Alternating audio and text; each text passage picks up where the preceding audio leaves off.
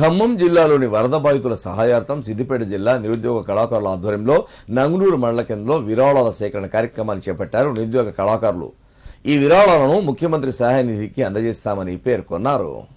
సిద్దిపేట జిల్లా నంగునూరు మండల కేంద్రంలో కాంగ్రెస్ నాయకులు దేవులపల్లి యాదగిరి తన వంతు సహాయాన్ని అందజేశారు.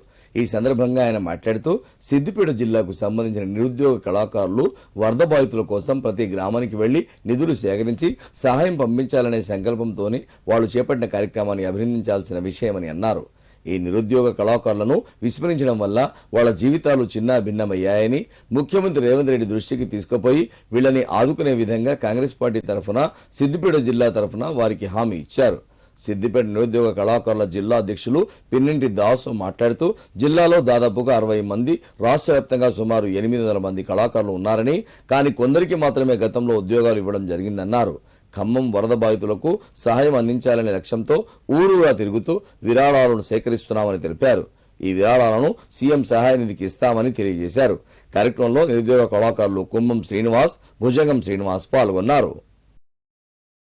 మా జిల్లాలో దాదాపుగా 60 మంది నిరుద్యోగ కళాకారులు ఉన్నాము. తెలంగాణ వ్యాప్తంగా 800 పైచీలకు నిరుద్యోగ కళాకారులు ఉన్నారు. గత ప్రభుత్వంలో మరి కొంతమందికే ఉద్యోగాలు ఇవ్వడం జరిగింది. మంచి సీనియర్ కళాకారులు చాలామంది రోడ్డు మీద ఉన్నాము. అయినా సరే మరి మొన్నటి ప్రకృతి విలయానికి మరి అతలాకుతలమైనటువంటి ఖమ్మం జిల్లా వరద బాధితుల కోసం మా వంతు ఏదైనా చేయాలని మా రాష్ట్ర కమిటీ పిలుపు మేరకు ఈరోజు మన నంగునూరు మండలం ఇక్కడికి ఈ టౌన్కు రావడం జరిగింది. మరి అన్నగారు కూడా మా యాదన్న అన్ని రకాలుగా మొదటి నుంచి కూడా మాకు అన్ని రకాలుగా సహకరిస్తూ మాకు చేదోడు బాదుడుగా ఉంటూ ఉన్న అన్నకు మా యొక్క ఉద్యమ కళాభివందనలు తెలియజేస్తున్నాము.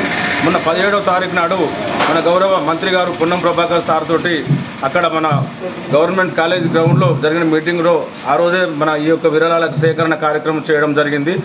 ఈరోజు తెలంగాణలో ఉన్న ప్రతి నిరుద్యోగ కళాకారులు కూడా ఈరోజు ఈ యొక్క విరాళాల సేకరణ పనిలోనే నిమగ్నమై ఉన్నారు. రూపాయికి ఆశించకుండా పనిపాట వదిలిపెట్టుకుని కూడా మరి ఈ యొక్క విరాళాల సేకరణ కంప్లీట్ అయిన తర్వాత హైదరాబాద్లో రవీంద్ర భారతిలో పెద్ద ఎత్తున ఒక మీటింగ్ ఏర్పాటు చేసి మంత్రుల సమక్షంలో సీఎం సహాయ నిధికి మా యొక్క విరాళాలు అందించాలని ఒక లక్ష్యంతో ఈరోజు పనిచేయడం జరుగుతుంది. మరి మాకు సహకరించినటువంటి సిద్దిపేట జిల్లా ప్రజలందరికీ, ప్రతి ఒక్కరికి, అలాగే మా నిరుద్యోగ కళాకారులకు కూడా పేరు పేరున మా యొక్క ఉద్యమ కళాభివందనలు తెలియజేస్తున్నాం.